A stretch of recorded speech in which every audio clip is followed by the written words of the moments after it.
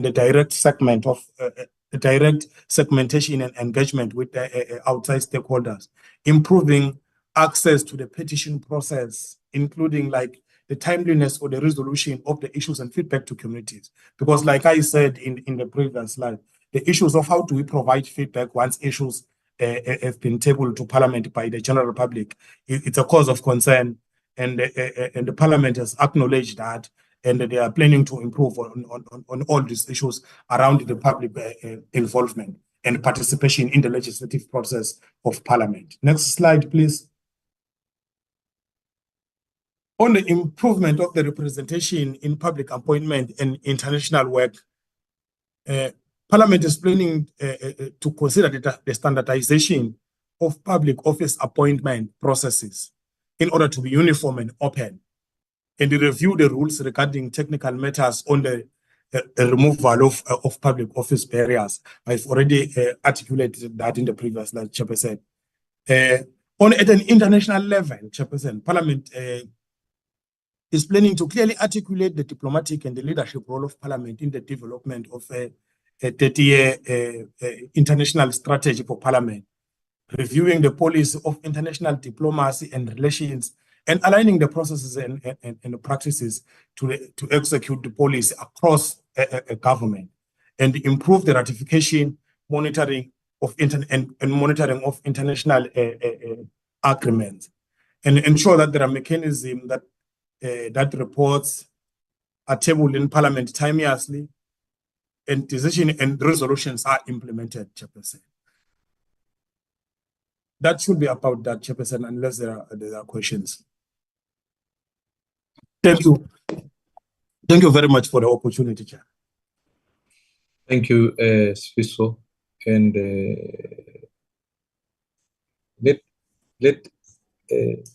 thank you for the presentation, and thank you for the manner you've taken it. I think the only point I wanted to make is that obviously many of the 6 Parliament objectives, some of them, remember, the Portfolio Committee met earlier on in the year and did an extensive work at reviewing some of them and including some of its own. And I think one of the key strategic objectives was that we need to ensure that much of the amendment of legislation when it comes to key interventions, items such as, I remember the conversation went about even issues of pet latrines, etc., how we affect budget to be able to do so. So if we can be able to also take that strategic input at the start of the parliamentary term into that document that we'll eventually produce. The purpose also behind this presentation is, in my conversation with the Secretary of Parliament, that there can be opportunity for the committee to make further submissions. And I have some points that I wanted to make, but let me allow members, if there are any questions, comments, or inputs, to be able to go from there, if they can indicate by raising their hands. Thank you.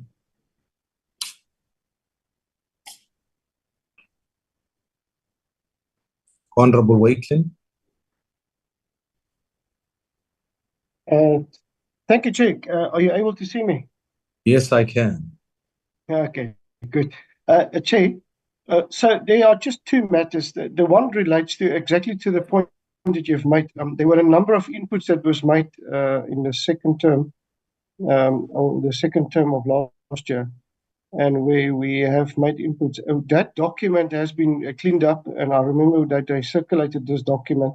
Can I request that that document plus this presentation be circulated again, so that we just can check that those are actually aligned, and that we can continue? Because I do specifically with that particular matter you raised to, as well as just a more of a practical. The second point I want to make is the practicality of receiving reports so that we can scrutinize them.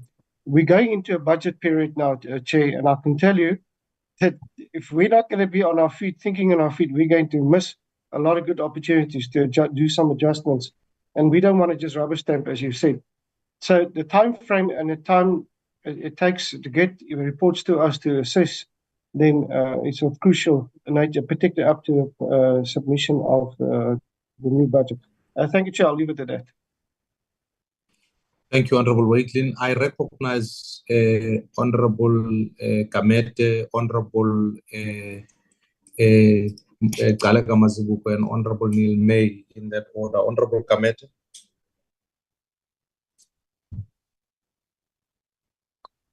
Thanks, Chair. Can you see me? Yes, sir. Okay, no, thank you very much. I understand it's my first time in this meeting, but there are a few things that I just noted on the documents itself. There is that lack of details on the debate on economic growth strategy. The global and domestic economic outlook were presented, but the minutes do not provide insight into how South Africa's economic policies compare to international best practices and how they address structural constraints. And also, while concerns were raised about the 1.1 economic growth projections, the document does not indicate whether alternative policy solutions were discussed. My question would be that what specific policy interventions were proposed to accelerate growth beyond the National Treasurer's forecast? Another one, the insufficient scrutiny on revenue collection and budget deficit. The committee raised concerns about the growing budget deficit and underfunding of SARS. Yet the minutes do not reflect a robust discussion on tax policy reform. SARS identified a tax gap of 450 billion attributed to non-compliance, but there is no evidence of a strong strategy to reduce tax evasion or enhance revenue collection efficiency. My question to that one also, did the committee explore progressive tax reforms and digital tax solutions to address the revenue shortfalls? On the weak analysis of public sector wage bill dilemma, the discussion acknowledged the 4.7% wage increase negotiations and the National Treasurer's 4.5% projection. Yet the project does not assess the long-term sustainability of these wage agreements. And also the minutes failed to explore alternative cost containment measures of efficiency improvements in public service delivery to balance fiscal discipline with worker demands. My question, how will the government manage wage negotiations without compromising service delivery or escalating debt levels? The municipal financial crisis and water boards deficit. The non-payment of water boards by municipalities were identified as a critical issue, with National Treasurer proposing aggressive debt collection measures, including withholding funds. However, there is no assessment of why municipalities are financially distressed or whether structural reform in local government finance are needed. My question, were any policy proposal made to prevent future municipal financial management beyond punitive measures?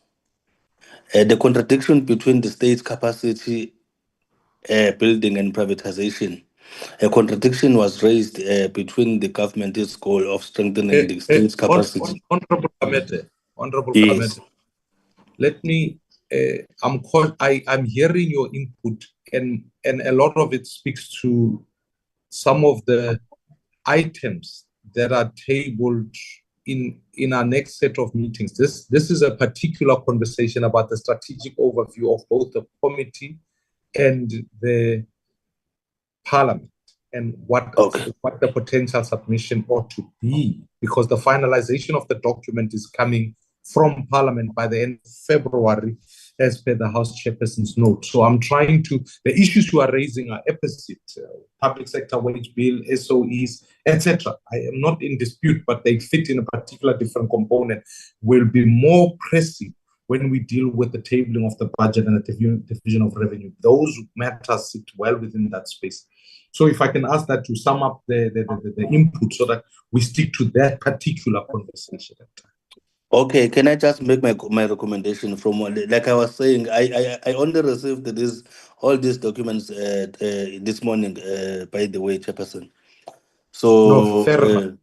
yes, so let me just make my recommendation. Whether okay, in as much as we have explained, but let me just make my recommendation. My recommendation for improvement in the committee, maybe we must expand the minutes to capture substantive debate and policy alternative discussion during the meetings, because there are certain things that I think they are also not clear when we read the minutes compared to what maybe has been discussed. Provide clear policy responses to concerns raised, including structured proposal for addressing growth and review collection on municipal debt and wage negotiation. Critically assess contradictions in government policies such as state capacity building versus privatization, and also to ensure accountability measures for entities like ESCOM, municipalities, and also enhance transparency on social and economic safety. I think that one is actually important to mention, Chairperson, that especially regarding grants, tax policy, and climate adaptation, strategies. It's quite important that we make things clear, and the transparency it will be more important going forward. But I take what you have said, Chairperson, and going forward, I would appreciate that I get a minute, every one of us get a minute on time, even the presentation that was presented. I like the fact that we have also touched on it before it was presented on us. It must come to us so that we can see it prior to our meeting. I thank you, Chair. Much appreciated. Thank you, Honorable Commander. Honorable Galega Mazibu. Thank you very much, Chair. Chair, I'm not going to be long because we had received the draft strategic plan on time, and we've gone through it, and we appreciate the summary that has been presented in terms of highlighting the committee's priorities, because the committee's priorities must actually emanate from the big strategic plan of the 7th Parliament that has been presented to us. I think it is proper. Firstly, on the report, to add on the first speaker that requested the reports, I would also request that we get the reports on the, not necessarily the reports here, but the recommendations made by the 6th Parliament Committee on Appropriations on the study tours, because when we conduct study tours, we do the recommendations, and you are expected to monitor the implementation of those recommendations. So I would then request that we get that report that he made mention of on the learnings. He specifically outlined South Korea, for example, so that when we start to do study tours, we have a base, and we also follow through on the best practices we have learned and the best practices we have shared with our counterparts in other countries and even within the provinces, if we can get that. I agree and cannot overemphasize the fact of the gap between us as government and the citizens. And I think it's part of the reasons why the citizens now don't even have an interest of voting for any party, for that matter. So I think we need to close that gap, and nobody can close that gap except us as committees within within Parliament. Our challenges here, I think, it's also over and above the interpretation services that have been mentioned. It's also the venues, especially after the incident of the burning of Parliament, which makes it difficult for citizens to be part of the meetings, because the venues that we hold meetings are small venues. But that does not stop us from reaching out to those communities, as well as I think we are not doing very on stakeholders, on stakeholder engagement, but we are doing very bad on making our citizen active. So I think the active citizenry should be the game of the of this Parliament, of this 7th Parliament, practiced by us. So we have to operationalize the strategic priorities we are having.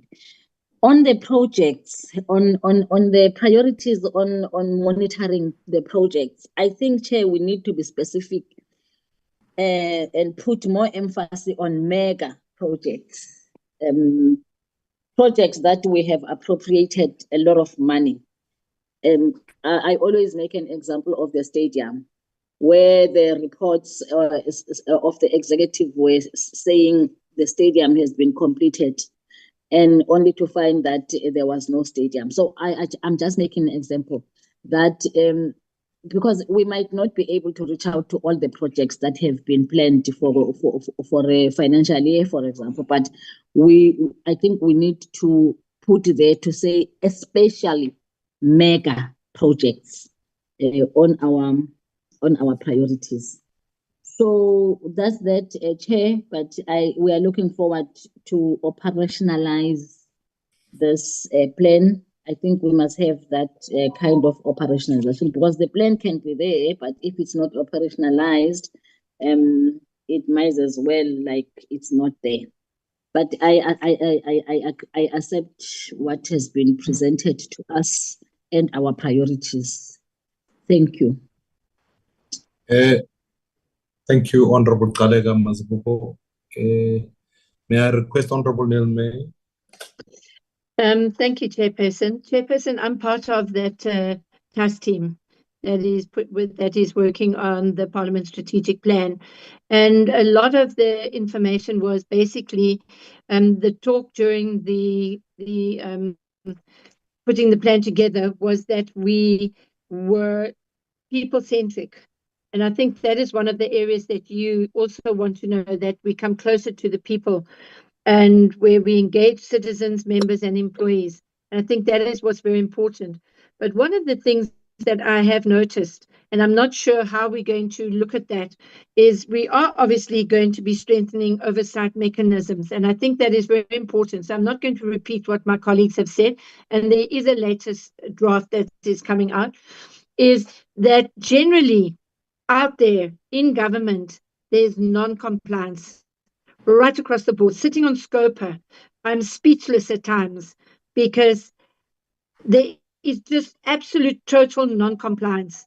Officials are non-compliant. Doesn't matter 1 year, 2 year, 3 years, you get the same reports of non-compliance.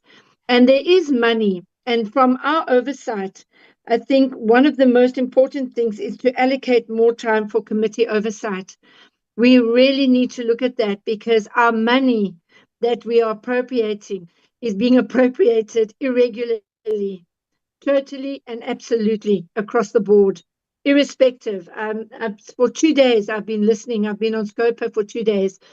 And you look at the funds, how it is misappropriated. So I think in one of the areas from us, especially as appropriations, is come closer to Scopa, because the money that we are appropriating is not actually going to where it's supposed to go because of the misappropriation of officials. Absolutely, totally, blatantly. And I think that is what we have to guard against in this Parliament. There is a legacy report of the 6th Parliament for the strategic plan, and I think we did go through that in the beginning. But I think I'm coming out so strongly in the sense of no matter what we are doing and how good we are doing our work here in Parliament, there are hundreds of officials that are blatantly not listening. And that is where everything is going wrong. And how we address that, I know from Scopa we're going to try and do that, but it's not going to improve if we don't get that system right. CFOs are qualified. They belong to SIGFARA. They go to SALGA. You've got the PFMA. Yet they are disregarding. They're signing off contracts and signing off where they should not be signing off. And one wonders about the consequential management at the end of the day. Are we not really looking at that? Because no matter what we do here in Parliament and what we appropriate, Chair, it's just, sorry, I didn't put my camera on. I apologize. Chair, it's just really just goes into somebody's pocket, or I'm not sure. But I think that is something I want to stress, that we really look at. Thank you. Thank you very much. Honorable Khanya, your hand was up, unless it has gone down. Yes, Chairperson, good morning. Once again, my hand is up.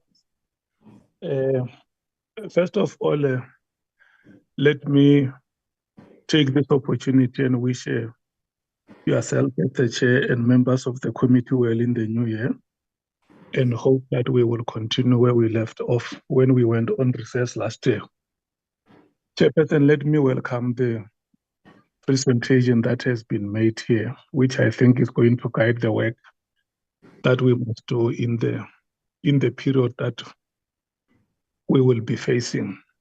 It's going to be a very, very difficult period. I think it must have been Honorable Gamet when he briefly spoke about the global outlook. There are new developments globally, especially with the Trump presidency in the US and the policy interventions that or the policy initiatives that he has introduced, which is going to harm the trade relations, or which are going to affect us, because the tariffs that have been imposed on China in one way or another are going to affect us, understanding that China is one of the biggest, is our largest trading partner now as we speak, and the withdrawal of PEPFAR funding is also going to affect us. About 15,000 jobs, if I correctly heard the Minister of Health, are going to be affected.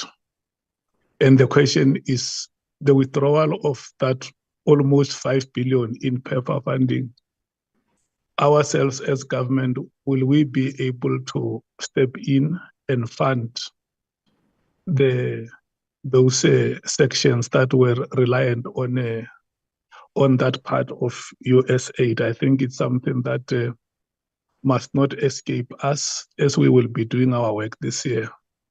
And secondly, there has also been a court ruling on the unconstitutionality of the manner in which the 350s were being administered. If the court has declared that practice unconstitutional or discriminative, it means that it has to be opened and is going to stretch us in terms of our social security net. And we must be able to hear from the Treasury how they plan to do that.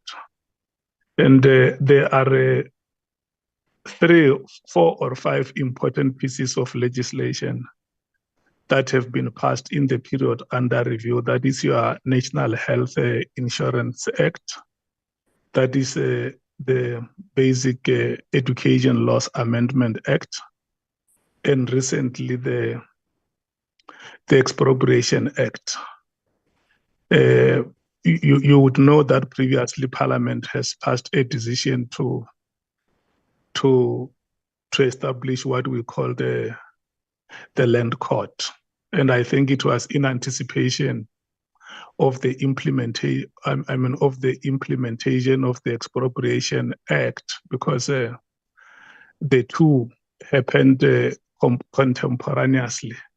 Now the act has finally been assented to by the president, and you can expect that once expropriation activities start, there is going to be a fluster of litigation. And are we going to be able, as the leadership of the country, to handle such matters as will be emanating from the implementation of these 3 important pieces of legislation that seek to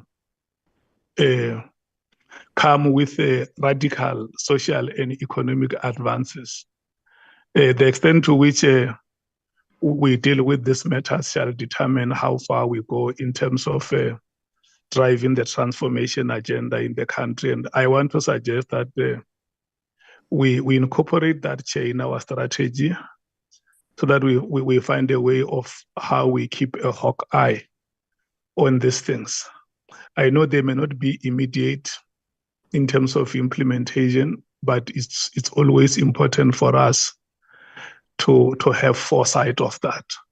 And the last point, Chair, that I want to talk to,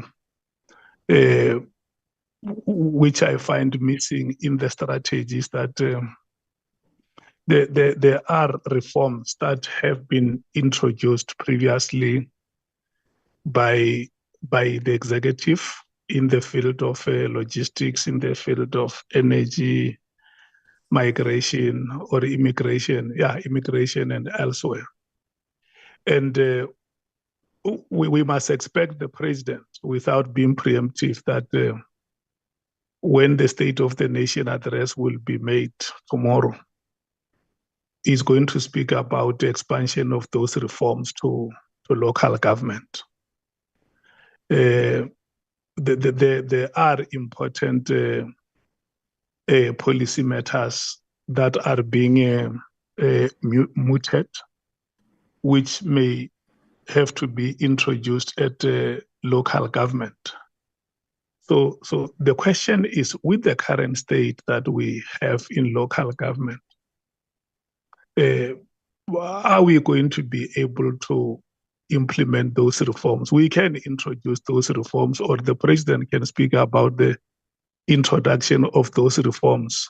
But my worry, as previously has been, was that even when those other reforms were introduced in the logistics sector, we have never had either SALGA or any municipality in the country speaking about the reform. I gave example about coastal municipalities, for instance, which will be highly affected by the logistics. You are eThekwini, for instance, you are Cape Town, you are Nelson Mandela Bay, and maybe East London. I may not know which municipalities is London, but what is very critical is to say, in their IDPs or in the district development models, we were expecting that, or when a municipality gives a state of the district address or the SOMA, state of the municipality address, to say, we want to meet with the Appropriations Committee,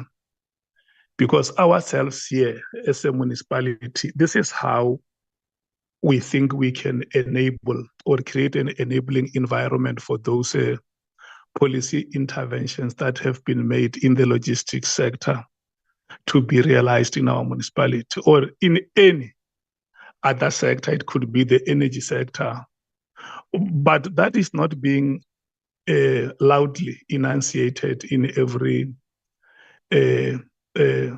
policy statement by spheres of government at that level, including premiers. I can tell you, Chairperson, we can listen to the State of the Province speeches next week. You are hardly going to get any of the provincial government speaking about those policy reforms that have been introduced in those sectors that I have mentioned. And now we are moving to local government with the current state that it is where it has collapsed, where it has deteriorated, is failing to provide basic services. And I want to urge us to take active interest in local government. And maybe lastly, one other matter I have raised with you, Chair, was about Tabazimbi local municipality. It collapsed under the leadership of the DA and the African National Congress, because there were two parallel administrations there. The legitimate administration was the DA administration, which was properly elected, and some rascals in the ANC went somewhere and announced themselves as a new leadership of the municipality. Leading to the dissolution of that municipality, there have been by-elections. Now a new administration is in place. What is our take on that? Is that water under the bridge? It's about a local municipality in the Northwest. The provincial government now is contemplating dissolving it again. This is one municipality that was dissolved before 2021 local government elections. And then it went to by-elections. 2021, it went to local government elections. And now there is a strong view that the municipality must be dissolved again. This is after Glover SA has disinvested or has left Ditsobotla for another municipality in KZN. So I'm bringing these matters to the fore to say the policy formulations or the policy statements that we make must not be for the shelves. I do not know if the president is going to, for instance, add on the priorities, but I will also not want us to lose track of the three priorities that were mentioned at the opening address last year, amongst them, which is aggressively driving inclusive socio-economic growth. And you can see that, or you can have, the feeling is palpable among South Africans, especially in the manner in which we react with indifference, we react with ambivalence, or the manner in which we, in many forms or many attitudes, different, react to the policy initiatives that are being introduced. We don't react homogeneously to the NHI. We don't react the same way to the Bella Bill. And somehow recently we have become ruffled by the passage of the Expropriation Act. So we are going to experience very, very serious difficulties with regard to realization of inclusive economic growth. And the question is, how do we get government, for instance? There has been an idea of a national dialogue that has been suggested. How do we get government to get all South Africans behind the banner of the Republic and say, all these things are not meant to punish any citizen, but all these things are aimed at leading the transformation of the country. If there is a need for us to persuade one another as South African citizens, let's do so. I mean, we've seen the conditions of our people across the country. They are unpalatable, and we need to find a way to deal with these issues. And Chair, I think it is at this platform of appropriations where, you know, even if you are a generous person, you can't just give out money like Floyd Mayweather, where you go to a taxi rank, people who collect money every day, you go to them and start to throw money at them. I don't think, as the Appropriations Committee under your leadership, is what you want us to be. So the long and short of it, Chair, is that I want to emphasize that we may need to be very aggressive and very robust in our oversight responsibilities. And I'm not saying we must be reading newspapers every day to look where there is a problem. We are not detectives, we are not policemen. But where there is a sense, either coming from the secretariat of the committee or coming from any other fellow committee of the legislature, but where there is a sense that we are experiencing difficulties in a particular government institution, we have to move in very quickly. I was impressed with the Committee on Defense and the Joint Standing Committee, how they wasted no time and made sure that they very promptly deal with issues of the DRC. And I think that is the kind of agility. We must go bone crunching, but without any malicious intention. Thank you so much. Thank you, Honorable Khanyan. And I think to committee members who have made submissions and inputs, and there were some key questions, and I want to thank members, because I think this speaks broadly to when we set up this particular committee, or at least in our inaugural meeting, one of the things we wanted to focus on was to move from probity to performance.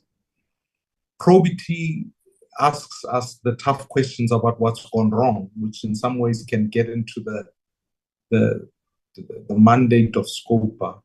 Performance says, we appropriate money, are we getting bang for buck? And I think the committee has been focused on doing that work and must be.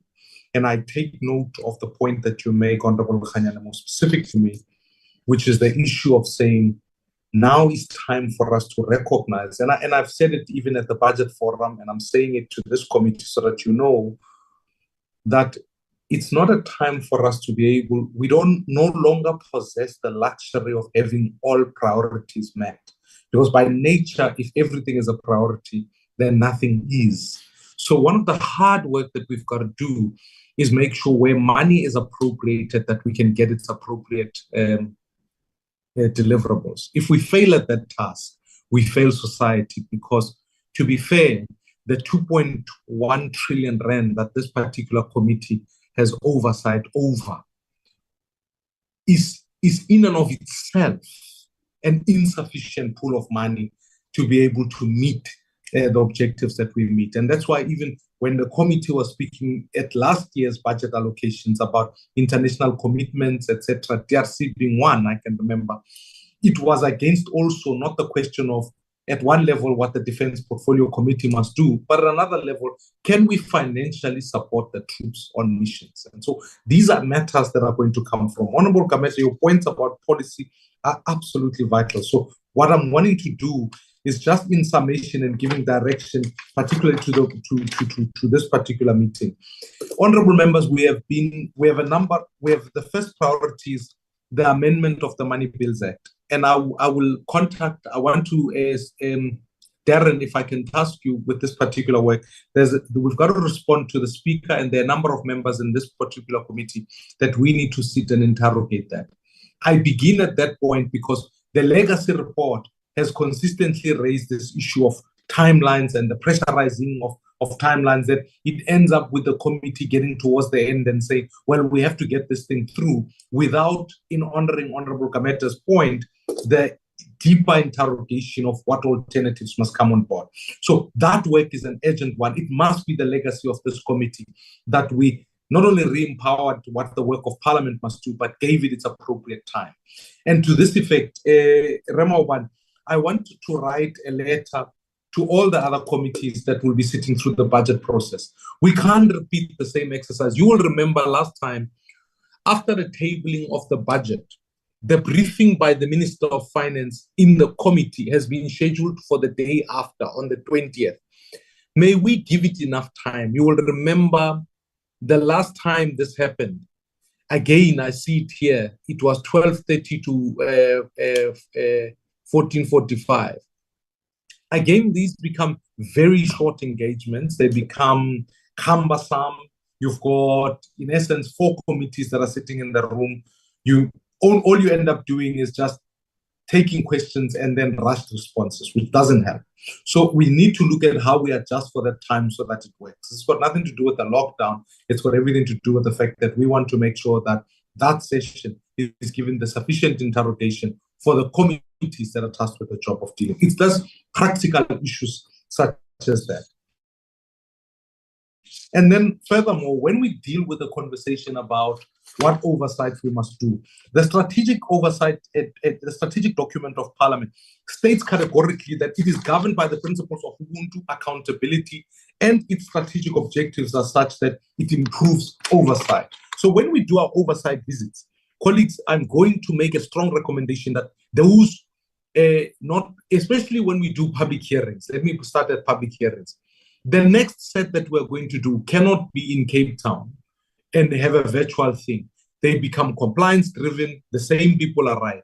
So Honorable Khanyan, to your point about going to a municipality, where we've already been in contact with a number of key municipalities, and we are saying we want to hear from the people, because at the end of the day, it's the people who are most impacted. And therefore, part of our public hearings must be in local, in communities that are impacted by such issues. And lastly, to the members here, you see, Mr. Makakula, when we give direction, it must remain as such. Otherwise, we're going to have problems it's not us versus you, but it's important for the working of this particular committee that when we, particularly from my role as chair, we give direction, we must stick to that. Otherwise, we're going to have a backwards and forwards that's not going to happen. And I raise that point because it requires us to say professionally in how we deliver all aspects, whether it's documents on time, as members have raised, or whether whatever the presentation is. Let us make sure that we do though in the utmost of professionalism and ultimately timelessly. And that is true. I even will, as we continue to speak to respective members, whether it's the departments themselves or anything, that we ensure that we execute our job in the manner in that regard. So I want us to uphold those standards and keep them strong. We must be disciplined because I think the point is made, and I'm hearing it here, that we cannot in any matter of means allow ourselves not to be robust this term, not being malicious, but ultimately wanting to make sure that we get bang for buck. So these things are crucial in going forward. I want to thank you, Mr. Makakula, for the work that you've done in summing up those two. If you can include also the work on that document that we started with in that 7th administration, and then that can be circulated to the new members. I don't know if Mr. Makakula, you want to add anything in this regard and response, and then we can move on to the next part, because we need to move with speed, particularly towards the adoption of the minutes. Mr. Makakula? Yes, Chairperson, I don't have anything to add much, but safe to say again, my emphasis will be, and honorable members, if they do want to submit something in writing to the Secretariat, because as we work on this document, we don't intend to leave your points outside, and then at the end of the day, when we have to adopt this, and then we'll go back to and fro to say, this was omitted, this was added, and all that. So my request is that, can you submit your points, the things that you want to see on the strategy? We will refine the work, and then we will give you a final document with your input so that we work a little bit smarter that way. So I'm requesting your inputs to be sent to the Secretariat. I wouldn't say any time frame, but you will appreciate to get it so that your views gets to be reflected in our documents. Thank you, Chairperson. Thank you, Mr. Makakula. May I request Unoliolo yes, Machine. Yeah, thank you so much, and good morning once again. I want to connect from what Mr. Magula has said about the possible contributions which will inform the strategy of the committee. That should be contributions that will be submitted to the Secretariat. I wanted to suggest that in everything that we have done, the presentation, we only note it, but there is no solid resolution that we can take based on the fact that we're working on a draft. You correctly put it out that the chairperson has flagged that this is a working document, is a draft. But until such a time that we have got the finally adopted and official document which informs the strategy of Parliament, then we can start working on that. So I move that I suggest that we note the presentation, but there's nothing active that we can do about this because it is a draft version of the strategic plan of Parliament. No, of course we are alive to that, Mr. Mashile. The submissions that Mr. Makakula is also asking and where we go from there. Keeping this in draft, we also have to make our own submissions. So once the document is done, let members be able to make submissions going forward. For example, I think one of the issues here is the point that the committee makes. International relations, in whatever format it looks, has become something that is of importance. Not only is it a question of trade wars, but it's also our disbursements of funds when it comes to matters like the ICJ, which was in the report last year, when it comes to matters now of the DRC, which was, I think, a special appropriation, if I'm not mistaken, etc. So all of these points also form part of the appropriations. And I think in the strategic overall oversight is that as a portfolio committee, it also becomes important when we look at appropriations, where we come from in terms of our international work and our international lens looking into the budget. It's why we resolved to have the symposium, even with the IMF, to look at what the financial models globally look like. So that point it can't be lost. So I want to add some additional points. So I take that we are not resolving on the document as it is draft, but our submissions must also be made. So if members have got particular inputs, they can make those in writing.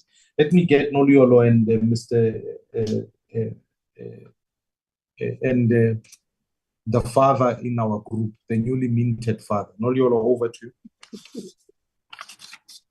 Good morning, honorable members. My name is Noliolo Magazi. I'm one of the researchers. I don't know, Musa, if you want to introduce yourself before we start.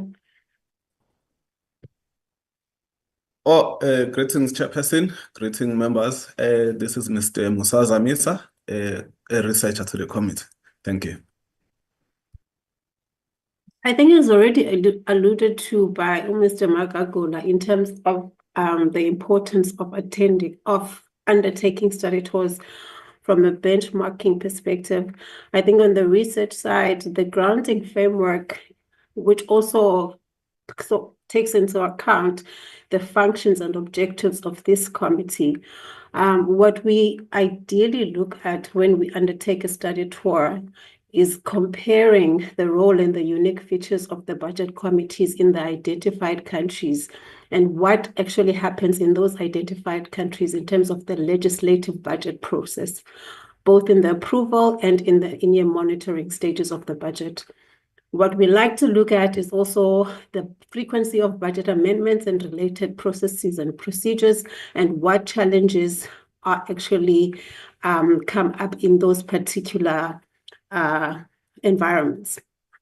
What we also like to look at is the degree of cooperation between the legislature and the executive branch of government, whether there's any interplaying or whether there's any interim structures that they actually put into place in terms of enacting the budget, whether it is in the approval stages, in the preparation stages, or in the implementing or in the monitoring stages of the budget, especially taking into account how those particular localities respond to budget recommendations, because as already members have highlighted in this meeting that there is a gap in terms of actually taking into account of what actually happens once recommendations are made. One thing that we do have in South Africa is that the minister will respond in the budget review in terms of recommendations that come when the appropriation bill is actually enacted. But other recommendations that are made when we are monitoring the budget, when we are actually engaging with departments that are implementing the budget, that does seem to be the recommendations do fall through the crack, especially when reports are adopted in the House and they're taken as resolutions. What we look at as well when we undertake a study tour is the practice and processes and experiences of those budget committees in terms of their physical oversight and their spending of fiscal resources and how they're using fiscal policy in these instances to actually address the challenges of employment and poverty. What we also take into account is how they undertake their mid-year budget adjustments, whether it's via shifts of rollovers, and how they're able to also move money between competing priorities in terms of addressing these issues within the limited resources within the fiscal envelope. What we also like to look at is the regulation of public involvement and participation in the budget process, as well as the relationships in the sectoral budget committees and public finance ecosystem within the identified jurisdictions. What we've identified for this term, because since successive administrations of parliament have already been to the US, to Europe, they've been to Scandinavia, and in the last administration, we went to the Southeast Asia, where the committee actually went to South Korea. In this particular administration, we looked at Latin America, and the identified countries that we've identified are Brazil and Mexico. From the research side, we're in the finalization of the brief, which we started working on last year. We just want to finalize the brief with the most updated information on each of these countries, since they've also held elections, and perhaps there might be a change in direction in terms of how fiscal policy is moving in those particular jurisdictions. I don't know if there's anything that you want to add from your side, Musa, when it comes to the study tour.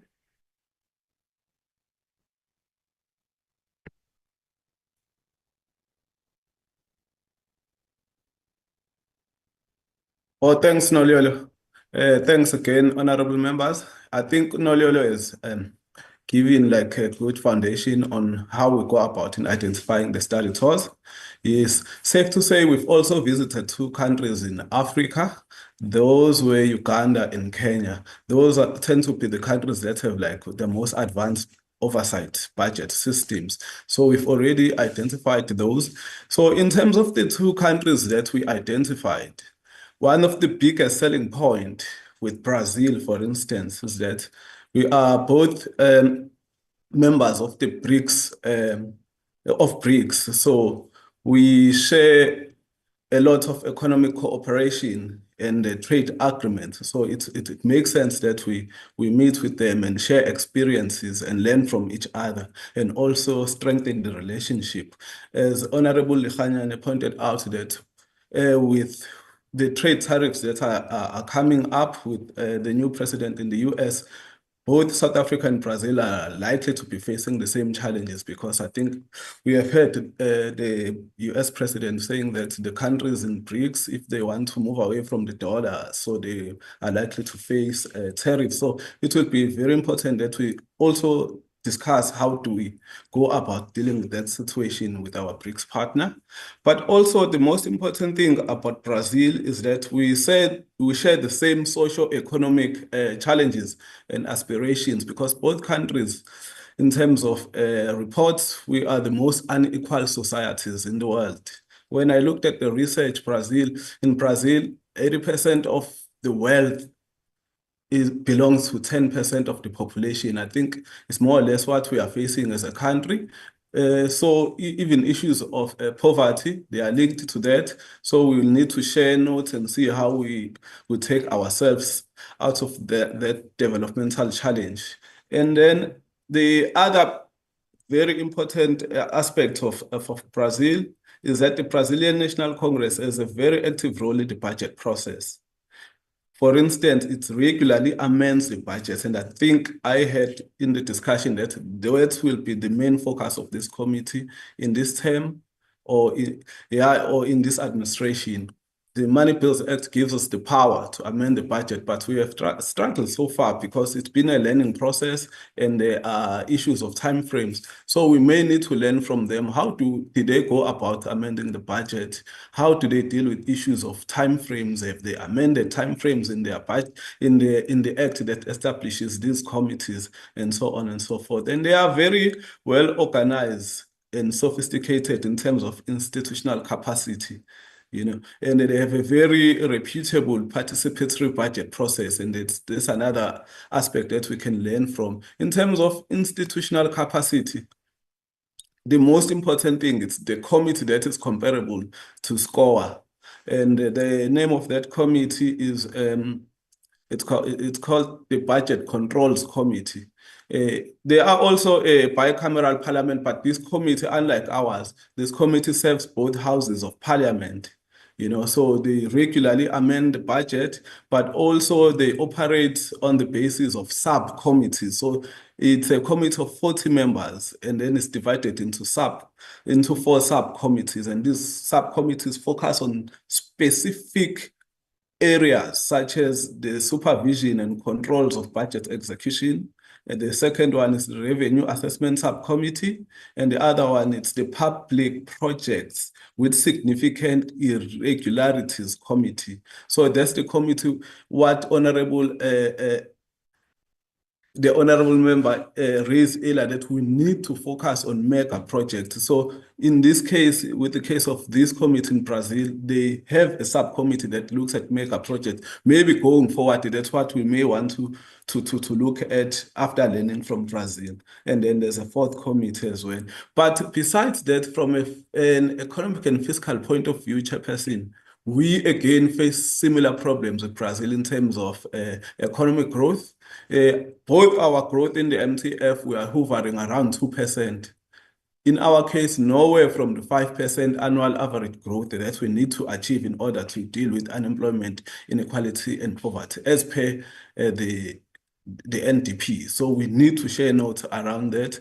Even in terms of trade deficit, the they also have a current account deficit. We also have a current account deficit. So we need to learn from that. In terms of public debt, both Brazil and South Africa, our debt levels are so high, hovering around 80%. So we need to learn from that. So we thought Brazil, chairperson, and Mexico will be the best candidates, but Brazil will be the best. In case Brazil does not succeed, then we may go with Mexico, but we'll share the document with the committee. I think I'll leave it at there, Noliola. Thank you.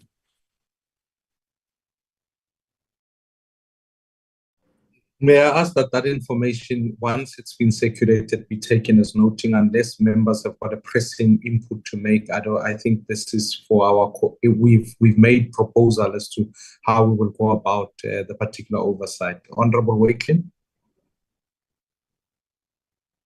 Thank you, Chair. Yeah, just two matters quickly on this. I think this is really and truly going to be quite a fruitful experience. There are two parts of that. The one is that we are obviously looking at the budgets and how the appropriation gets done. But there's a second part I want to emphasize that I think we need to look at. And this matter relates to the emerging markets growth in the next 3 to 4 decades. I just finished reading a report on emerging markets going to be where the growth points are going to be in the next few decades, and not so certainly the other markets. So those emerging markets, obviously, is Brazil and South Africa and the likes. The question would be, how do they deal with FDI's foreign direct investments as well as part of this conversation? And I'm glad that you mentioned the matter of mega projects and how we're going to manage that. I think we should draw the line a little bit further than just focusing on the money aspect, but also an economic aspect when we do the study tour. Thank you, Chair.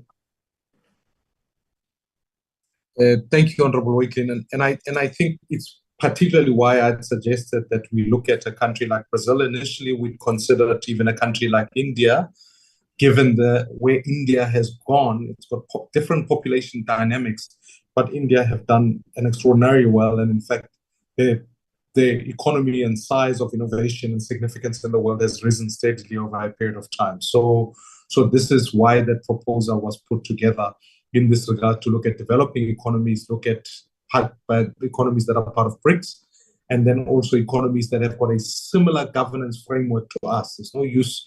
I mean, the UK is nice, but it has a different electoral system, for argument's sake. And I'm not saying we'll go for niceness sake. It's just that the learnings then become important. So that's the school of thought. Thank you so much, Noliolo and Musa. I don't know if there shouldn't be anything. If you note those inputs from members, let's put together the brief, and then I think we can proceed with making sure we secure dates and timelines. I would welcome that. Noted, Chairperson. Thank you very much. Honorable members, with that in mind, we will also, can we go straight to the next part, which is looking at the program for this respective term? If I can ask Mashile if we can put that on the screen.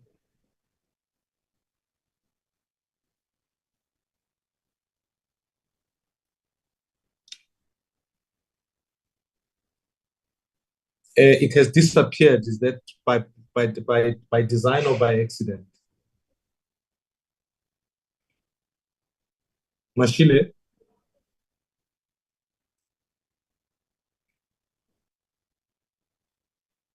Sorry, Mashile, we've lost the program. Have you got it there? Yeah, no, I'm loading it now. No.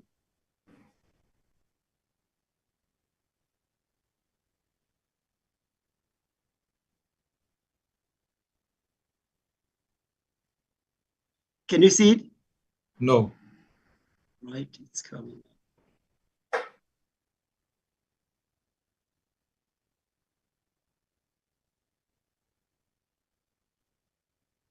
Yes.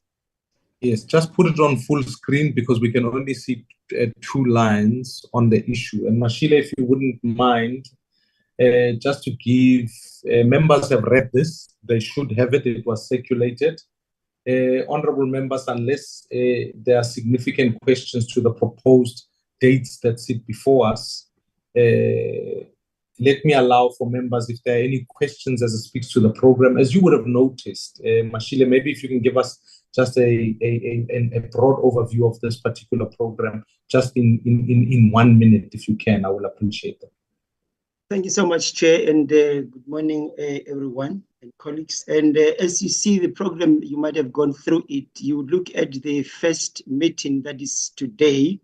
Initially, we were meant to have a strategic planning session, but you recall that in one of the communications that were sent through to all of us, we indicated that the plan might change, the program might change based on the circumstances. But then what necessitated the change in the first meeting is that, as the chairperson correctly put it, we did not have the departments that we had wanted to invite available. Say, for instance, the department, the DPME, indicated that it's not available as it was indicated earlier on. And we considered fitting in the program that you saw today, and hence we are going through this. And that is that. And the next week, we're going to have a briefing from the National Treasury as it is. And in terms of the third quarter expenditure patterns for the national departments and the identified SOEs. And also we have in mind the adoption of the committee program. The committee, the adoption of this program, which is what we are doing now, and the annual report. But the annual report, it might delay for some time because we have a set of minutes that we still have to process. We recall that last year we had a very tight schedule as we're going towards wrapping the program for the year, and some of the minutes were not adopted, a number of them because of the question of the quorum, and at times we had a lot of reports that we had to process. So we could be adopting all of them, but because of the amount of work that we have, we'll be processing them in batches. Next week we'll be adopting this other sets of minutes. And as you see, we're going to have a budget lockup, which the chairperson commented on it. And the following day, we're going to have the briefing by the minister on the budget. And then we're going to meet with the FFC. And then the next meeting on the 26th, we'll be having a joint meeting with the the Portfolio Committee on Defense and Military Veterans. We had this request and then it was processed. And then on the same Friday, we're going to be meeting the National Treasury, where we'll receive the briefing on the Division of Revenue Bill. And on the week of the 4th, we'll be having the briefing by the FFC on the bill, and that other one, the PBO on the bill on the 5th. And then we have scheduled again a meeting with SALGA on the 11th of March, and the public hearings on the 12th of March. And then the last one would be the adoption of the report on the Division of Revenue Bill. And then on the week of the 24th to the 28th, that is when we're going to have the proposed oversight visit to the Eastern Cape, where we'll be looking into the issue of the challenges facing higher education as well as basic education, as the chairperson has just hinted in his remarks throughout the course of the meeting. Thank you so much, Chair. Are there any questions emanating from members regarding the program? If none, if we can adopt it and then we can execute from there, Honorable Wakelin.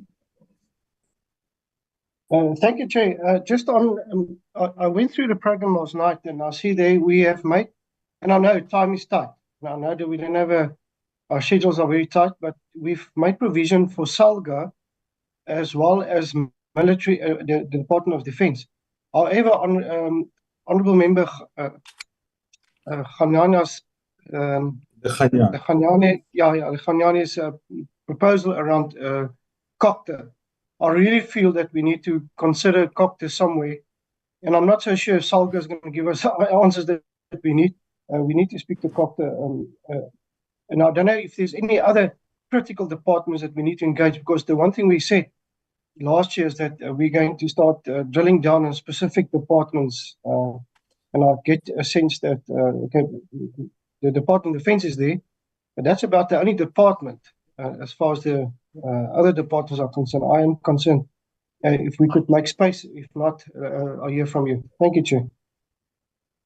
No, thank you, Honorable Wakeling. What I thought we could look at when I heard Honorable Lekhanyane's inputs, I thought on the day we have SALGA, we can extend the day a little bit longer and try and make our interactions to include particularly the cooperative governance component issue. So we'll have a look at that. But as for the other inputs, you will recall part of our oversight, particularly at least in this initial term, is also to try and work on the learning and culture function. We will then, going into the next term, particularly as we begin to process the budget, look at obviously the SOE components and some of the issues that go from there. So keeping in mind that we're looking at it sequentially as to when the process of eventually passing the budget, which will be towards the end of the second, I say the second term, the second annual term, if I could say it like that. So I appreciate that. With that, Chairperson, I'm not sure if other members have still have other contributions. I just wanted to caution, although I believe that this matter can be deferred to our MANCO meeting to look into that. If you look at our program on Tuesday, that is the 11th of March, right? We are supposed to be meeting with SALGA, and the following day, we are supposed to be having public hearings. I want us to apply our minds on that, but I don't think this may be the relevant platform to look into that. But we are meeting as MANCO on Monday, I suppose. And also let's check if we assist with the responsibility of dealing with this compared to the role of the select committee in the NCOP, whether we need to deal with this in terms of the public hearings and others. But just to caution the committee on that, but we can raise it in our meeting when we meet.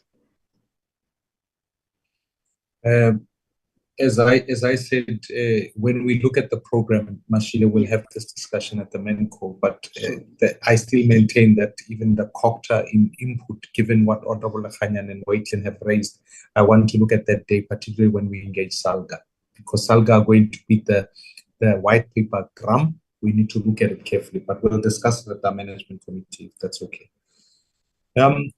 With that in mind, honorable members, with those minor adjustments, may I ask that the committee, can we move for the adoption of this particular program? Honorable Wakeling, are you moving? Yes, you know, you and I are both not part of the generation of emojis. We grew up with Nokia 3110. So when you use emojis, it's language that you and I need interpretation almost permanently on. I move, Chair. May I have a second in this regard?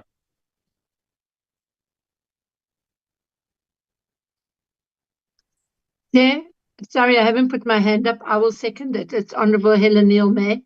I'm on my tablet. It takes a bit of time. Thank you. Thank you, Honourable Neil-May. This way at least we use voice, because what was those Motorola phones, or the ones before those ones, Blackberries. You see, that's I know that this is a generational issue. We'll discuss on another day about fifth industrial revolution. Can we then move straight with that being adopted? Can we move straight to the minutes as presented to honourable members? Mashile, honourable, starting with the minutes on the 23rd of October 2024, which were a virtual platform. Can we flight those, please? Members will have them. They looked at some of the work that we did on oversight. Can I look at are there any objections to those minutes, starting with page 1?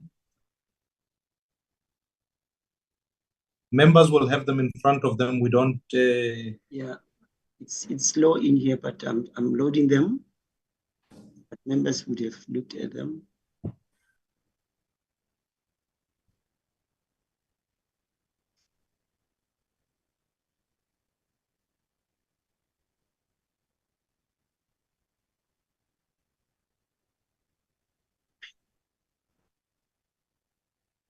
All right.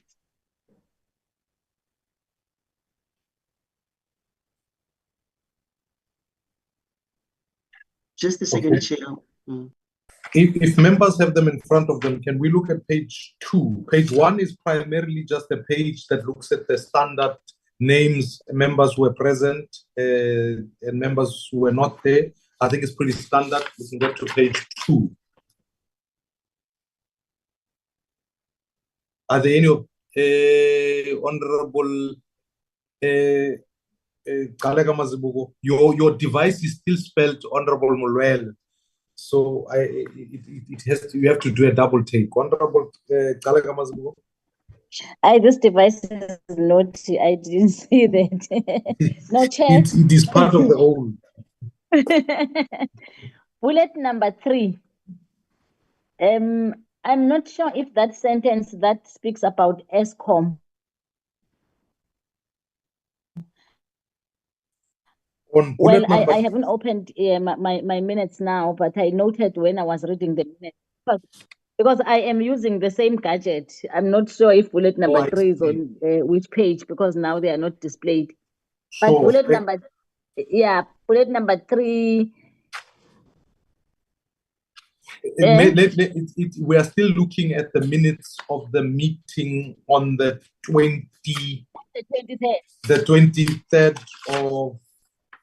of October, and bullet number 3 starts with reflections of the oversight visit to Gauteng. Yes. Let me open on another gadget. Yes. Bullet number 3. Okay, I see. It says members Where it noted. says the conditions of ESCOM. Yes. Yes. Yeah, I'm saying the flow of because on this page or paragraph, we are talking about health. We are talking about the facilities we visited, good health. I know that we also had a visit to ESCOM, but the way this sentence is placed, it's like, because in between this bullet, we're talking about health issues. We're not talking about ESCOM. So I was saying, if this bullet can be moved, and then it must be clear to a person who is not part of this committee reading these minutes that we are now discussing I hear you. It's about formatting, I suppose.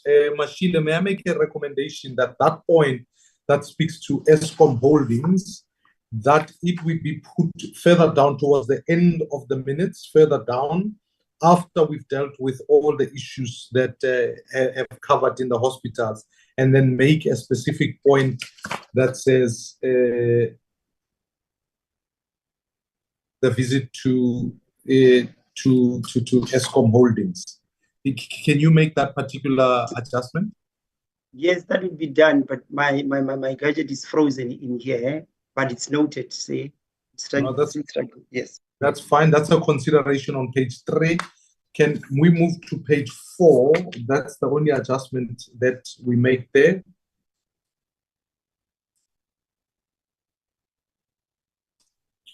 If we can, if the Honorable Kalega Mazibuko, are you making another point, or are you covered? Is that a legacy hand? It is a legacy hand, Chair. I'll drop it now.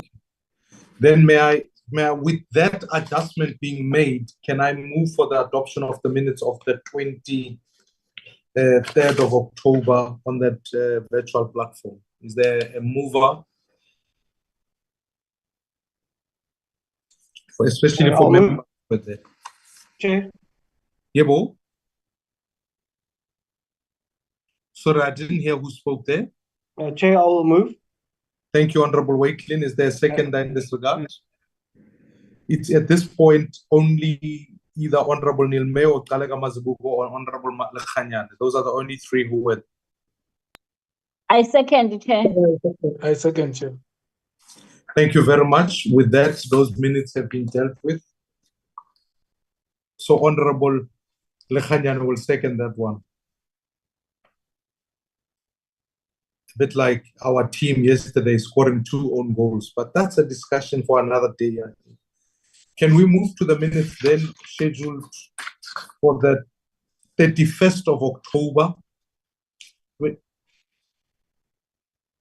These were the joint meeting with the Select Committee on Finance and the Select Committee on Appropriations. The minutes deal with SARS and multiple other aspects. Are there any adjustments to those particular minutes? I move for page 2, page 3, page 4. I read these. Page 5.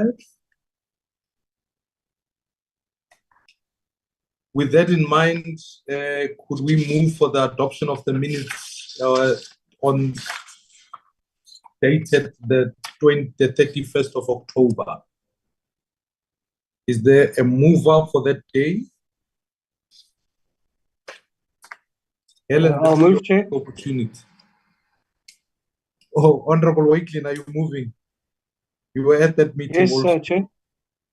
And then is there a seconder for this for the minutes?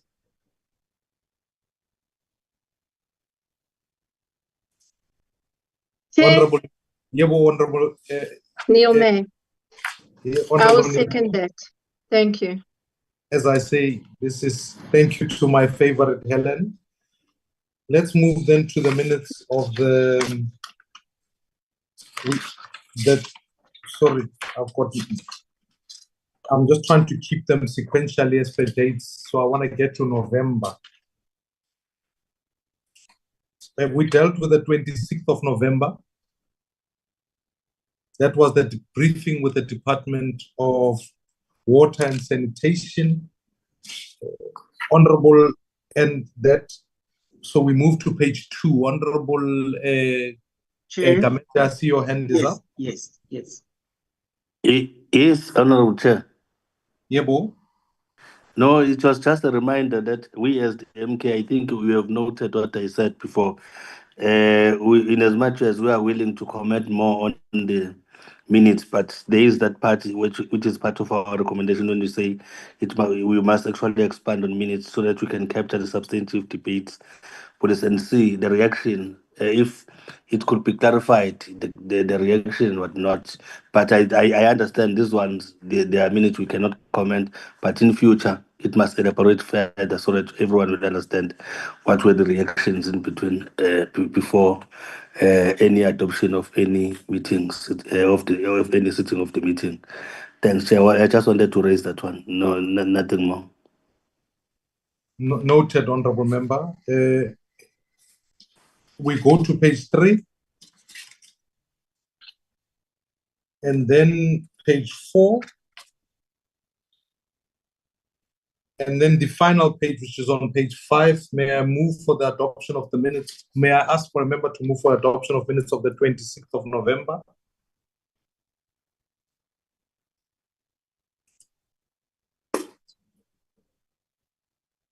Chair, I'll move. Thank you, Honorable Wakelin. Is there anyone who will second?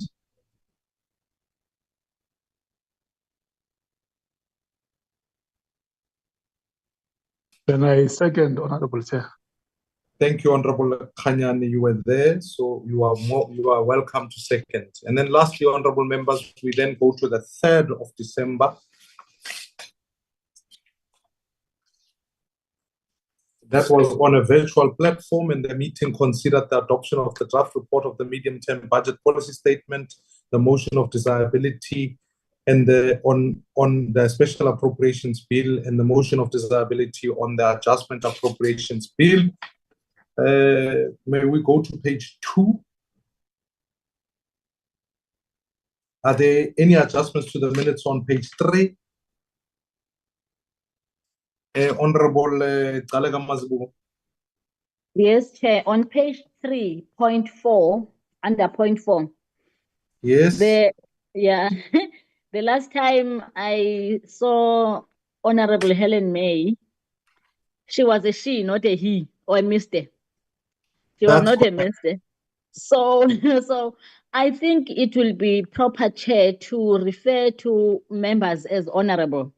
Because Correct. sometimes the misters and the misses and the MS might be a problem. So if maybe we can say the language should be Honorable H.E. Neil May going forward. Thank you. If we can, thank you for that correction, Honorable. Agreed. Let me lower my hand. Thank you, Honorable Neil May, and I can second the motion that you have historically, currently, and prospectively a she, but the title of Honorable must precede must precede that. So I'll appreciate that. Mashile, with those corrections, may I move for the adoption of the minutes on the 3rd of December? Yeah, honorable members have moved for the adoption. I think it can be concluded. May I ask for the seconder in this regard? This is for the minutes of the 3rd of December, and the members were all there because we had to correct. So,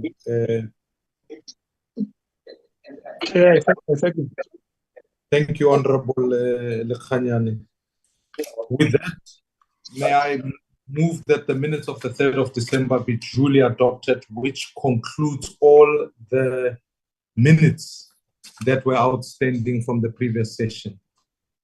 Honorable members, it is now 11:18. Just by way of announcements, our next meeting will be on the 11th of February, 2025, which will be a briefing by National Treasury that will take place there. And I wish you all well as you all participate in the State of the Nation address tomorrow. I wish the President well in tabling that. It's an important moment for our nation. Despite the politics, it certainly does set the tone for the year.